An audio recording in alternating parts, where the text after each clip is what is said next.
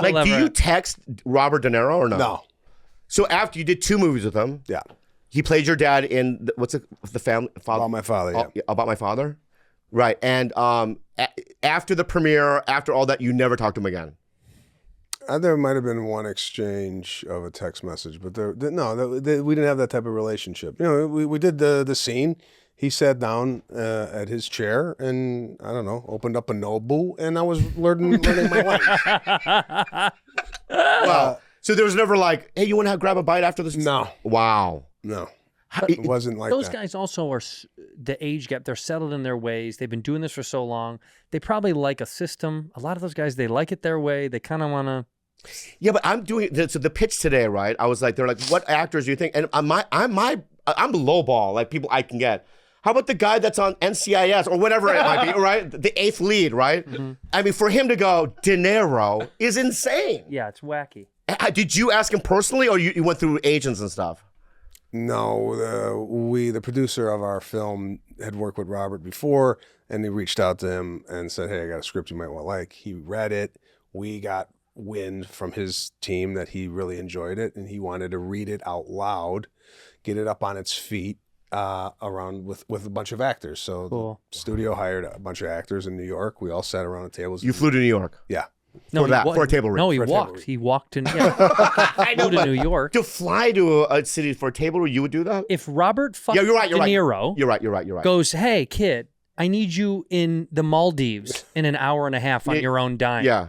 I'd be like, I will fucking rent a private jet, all right, Robert De Niro. What level would broke. you not do it? Let me throw some actors. Carrie Elways from The Princess Bride. He goes, I do love him. He's great. I need you in New York, right now. And I would say, my sweet Wesley, I'm on my way. You would say yes to Carrie Elways.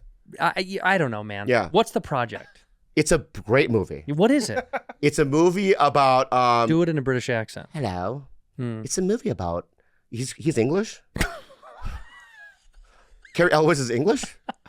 I thought his name's Carrie? Yeah. I thought it was a woman. You don't know who Carrie Elways is? No. Oh, yeah. He's British. You never heard him? He didn't have one in The Princess Bride. Oh, interesting. So his accent was different in a movie than it is in real life. Never seen an interview of him, so I don't know. Right. So what if Seb called? And asked me to do something for him? And he goes, I have a table read in New York tomorrow. Will you fly to New York? Yeah, that's not even come on. What are we talking about? That's a no. No, it's 100% a yes. I don't know. I would do it in a heartbeat. I think, who's in it? Okay, I'll fly to New York for you. God, you'd have to think about it. No, I would, fuck yeah, dude. Anything for him. So what are you plugging now? You have a movie coming out, or what is it? What's going on here? So smooth. No one does it better. Nobody flows better. I look at the numbers, and they're fine. So I'm doing something right. No, I know. I'm saying I'm not going to change. You shouldn't. I love you so much. I love you more than you. Okay. How long have you been doing this podcast? 4, 5. How many years? 4 years? 4.5 years? How many episodes? 4 long years. 4 long years. How many episodes are we on, fans? 223. 223. Has there been, was there a moment in your podcast where it was like a tipping point where you're like, wow, we're off to the races. We got a beautiful fan base. Or is this something that's a gradual build and kept onboarding people? When did you know you were popular? Episode 1. The first one? No, I would say, this was a confluence of, not to give like the backstory of but the truth really was Bobby relapsed and his dad had died. And I was with him dealing with it, filling in for him on his other show with his ex at the time. And so I did a bunch of fill-ins. And then we had a personal situation where I wanted him to get help. And then he was like, when I get out, I think we should start that show that we had joked about starting. And when he got out, was like funnier and healthier and happier than he'd ever been on the heels of tragedy of his father. And we started the show in a little bullshit studio, like a piece of shit, cockroach infested. It was fucking gross.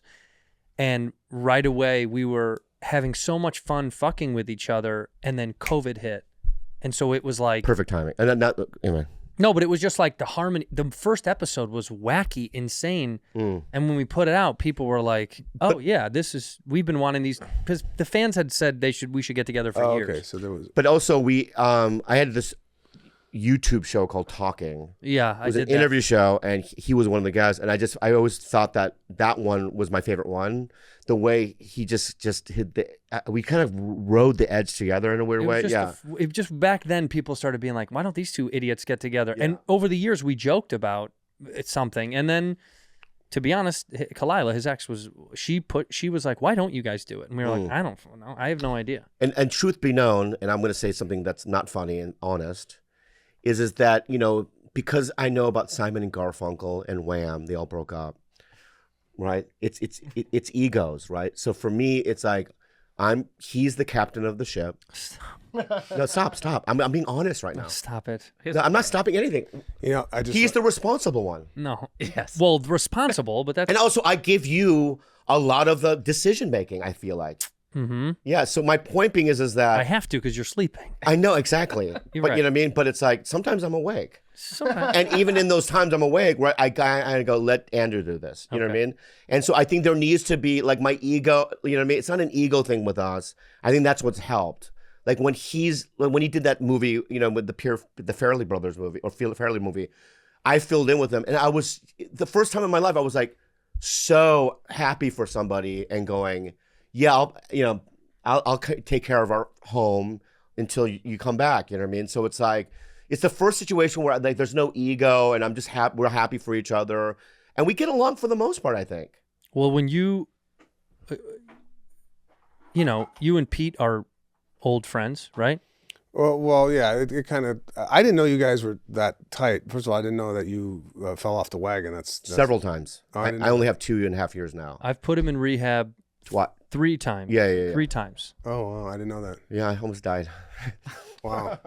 don't. Just FYI. Okay. Yeah, man. For your information. For your information. For FYI. FYI. Yeah, I mean, so anyway, yeah. Yeah, we've been through kind of the the ringer. So there's a history there. Yeah, no, Pete and I have known each other for 12 years, and kind of same thing. There was no tragedy or anything like that, but we. It wasn't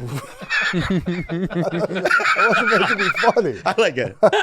There was no tragedy. But yeah, we started our show years ago, and I've just always found it interesting how these things become what they are. Yeah. And it's always nice to start it with somebody that you already have, kind of like nobody put you two together and said, you guys, you kind of. I will say, I think that this is things that you know from stand up that, like, this show kind of exemplifies, is like the fans. It's so much fun. The fans send all this is fan art. We interact with them a lot.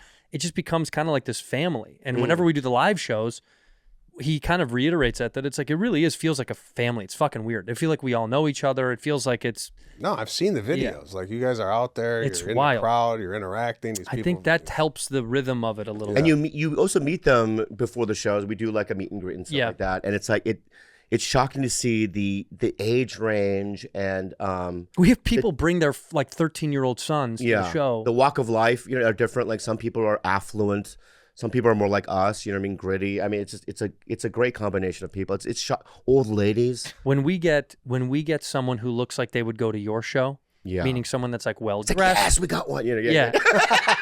When we get, like, a well-dressed someone that we know, like, valets. You know what I mean? Yeah. We always go, holy fuck, a Sebastian fan is here to... That's how we seriously feel. Let me ask you this. I've been wanting, because, you know, lately I've been doing... I'm not headlining these things, but, you know, you do these big amphitheater-y kind of shows. I know you're used to that, but, like, you know, I did one with Bert and Tom. It was, like, 15,000 seats, you know, and then I'm going out with... Fully Loaded this Thursday. They're pretty big arena, you know. And even when I'm on stage, I don't feel like it's a club. I feel like it's not as fun, really. Do you like the big? Do you like the bigger rooms? Because it seems it's not that fun. You like it? I mean, if I had a nice small theater, 1,500 seats. I like the Wynn Hotel where I perform in Las Vegas. 1,500 seats, nice, intimate. Is a nice room. I love that room. Yeah, comedy club. Yeah, you're there. Yeah.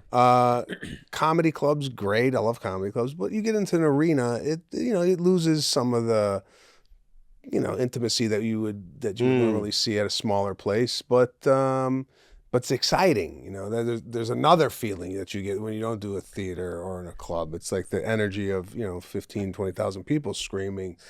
But in your head, for me, sometimes it's like I'm on stage in front of that many people, and I'm like, do I belong? You're like, what the fuck is going? Like, I don't even accept that. Like, this is even a real thing. Do you know how big you are? Is what I'm asking you. That's a weird question, probably, but. If anywhere I feel comfortable is Yeah. being on stage in front of 3 people or, 20,000 people. To me, that's the one place I feel like I'm comfortable. Have you ever done a show like that for 3 people? Like a corporate? Not. I love corporates, by the way. Yeah. But I've done those shows at the Comedy Star. To speak to what Bobby was saying, when I first came there, I got like these, 12:30, 1 o'clock spots. Right. So that Terrible terrible spots. Yeah. I did a corporate for five adults. 5 people. Was it planned for 5 or 5 showed up? Now there was a day, I can't mention the names, but I'll tell you afterwards, but he had a tough day, canceled the party, and decided to keep just the 4 other confidants with him, and I still had to perform. And I could say no because the check cleared, so I was like, okay. Good money. Huh? Pretty good money. Yeah, I fucking did it. Yeah. Was this at a home or a banquet hall? It was at a resort. But Wow. in a banquet room? In a restaurant at the resort that they had. This man owns the resort, which is even more. It's like all his. Wow. So he sent everyone home, and I was like, okay. And I grabbed the arm of the girl who was like liaisoning me. Like they gave me like a house, and I was in the house hanging, watching TV, eating a great meal. I was just so excited. I think I called my dad. I was like, I'm having a fucking weekend, man. This is amazing. Then we get in a golf cart. We go to the restaurant, and I grab her elbow like a scene out of a sitcom. I go, what's going on? I was like, how is this? And she goes, change of plans. It was a tough day. I think he just wants to keep it intimate, and it's just going to be the boys. They just ate. They want to drink and laugh, and then they're going to smoke cigars around the fire pit, if that's okay. I was like, well, it's not okay. But it's over. I'm here. Like, what could I have done? And so then, I had to. I mean, it worked out because I just talked to them. I mean, I just was goofing with them. But You're just basically having a conversation, but you're standing up. Yeah. Yeah. And his friend was a fan. It was his birthday, so it was kind of like the other guys had no clue who. I mean, the other guys were like, "What the fuck is this? Who is this guy?" It didn't matter. I was just, but that was the most uncomfortable I felt in all my years. And I was. You did the full time? I think I probably was up there for 30 or 40. I was just goofing. I would do 12. At 12, I'm like, hey, guys, you usually do 12. Yeah. That's not a big shift. I'm sorry, that was funny. That's pretty good. Come on. That's good. It's a slam. I've had people at clubs, when I go to clubs sometimes, go, Bobby was here a couple years ago. He did 17 minutes. I'll tell you why. Can I tell you what? Let me defend myself. May I defend myself? If I'm not feeling it, I'm not doing it. Okay. Yeah, but there's a... Stop. Okay. Let me finish, okay? Somebody, and I don't know who, came up with these rules. The feature, MC does this now. Feature does this, right? And this and that. And my thing is like, fuck the rules, all right? If I'm not feeling it and it's not going well, I don't want to make everyone suffer through an abomination. It's never going to be I know, but in my mind it is. So I'm like, at 17 minutes, and that only happened like twice in my life. Right? You know what, guys? You win. I'm out. You know what I mean? Wait a minute. You're headlining and you did 17 minutes? Yeah. And what are the people? There's a riot? No, there's a riot. They just kind of, it's weird. They get up slowly like, is it over? You're right. And then the waitresses freak out because they haven't put the checks down. Right. So I think one time I went out and go, hey guys, wait for your checks. Just talk amongst yourselves. Fuck you. I'm out. You know what I mean? And that was it. Yeah. Wow. It's true. That's unbelievable. And then the manager comes back there and they go, 17 minutes, huh? I go, yeah. And that's it. And they go, it doesn't matter. They're going to pay you anyway because no one got the refund. Right? And it's a door deal, so fuck it. Only a couple times that happens, okay? Couple. Yeah. McCone, do yourself a favor right now since you've been so quiet and polite. Why don't you say something nice to our guest because I know you're a fan. So you can go say something nice and that's it. I mean, it's just... That'll be it. Thank you so much. I appreciate it. Yeah, that's it. You give him a little bit. You don't want him to run too far. And we know what you meant by that. We do. And so, wow, that's good. You know what I mean? I will say. Can we go to the plug now because he has an out and I don't. Oh, okay. We'll make sure you get gone. Let's get the plug. Well, don't say it like that. Or let's do it in an organic way then. No, listen, I'll do it. Let me just, can I just try? No, let him do it. Let's we can edit it so we feed off of my cone. Seb, it's so good to see you, man. What you got coming up? Well, okay, you can keep that. But then when we're going through the tape, let's see how this works. Right. Oh, you want two versions? Yeah, two versions. All right. Yeah, So, show them both. Okay, go ahead. Well, I'm going to do my version. Yeah, go ahead. That's what I'm saying. Go ahead. What the fuck? So, being on one of the top podcasts in the world, right? I just see it fitting, since you have a podcast listening audience, to let them know that I have a podcast as well. It's called The Pete and Sebastian Show, which we referred to earlier. Yep. It's myself and Pete Coriali. Sometimes we do guests. Sometimes we have a fun banter like you guys are doing right now. He's kind of like a beer and peanut guy. I'm a wine and cheese guy. So kind of an odd couple vibe. On top of that, I just got done filming a show called Bookie, which is on Max, season 2. Season 2 is so if you guys like gambling and comedy, it kind of marries the two. And last but not least, I have a tour that starts in Norfolk, Virginia, July 11th, which is 94 shows over 8 months. It's called It Ain't Right.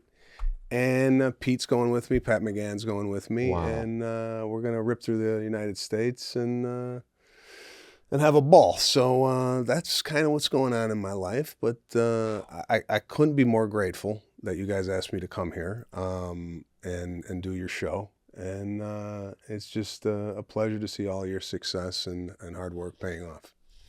One last thing. Class. One last thing, though. And I gotta tell you, something distracted me.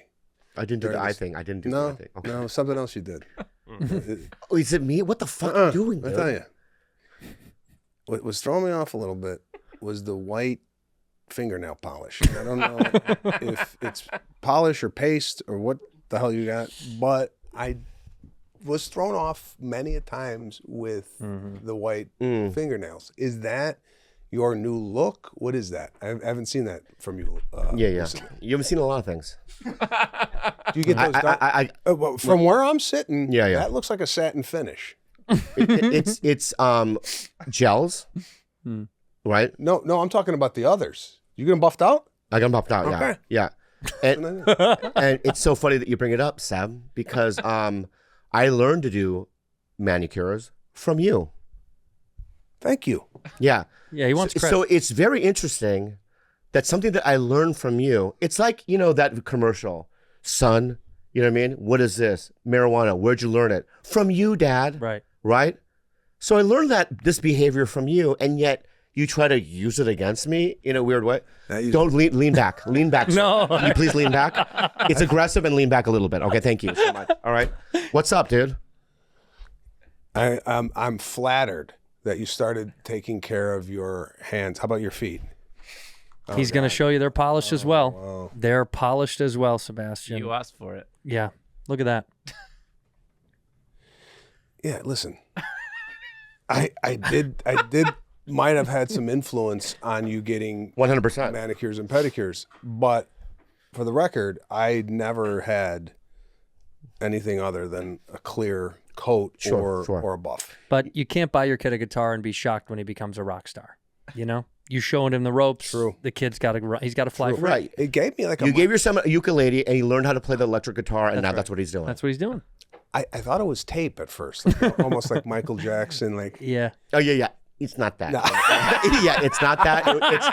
It's gel. Okay, I don't know what the fuck that is, right? But anyway, dude. I've never had one. Yeah, men don't do that. Okay. I also want to let's just throw this out. You want to get fucking beat up after the show? Anyways, thanks for listening. Thank you for being a bad friend. Thank you.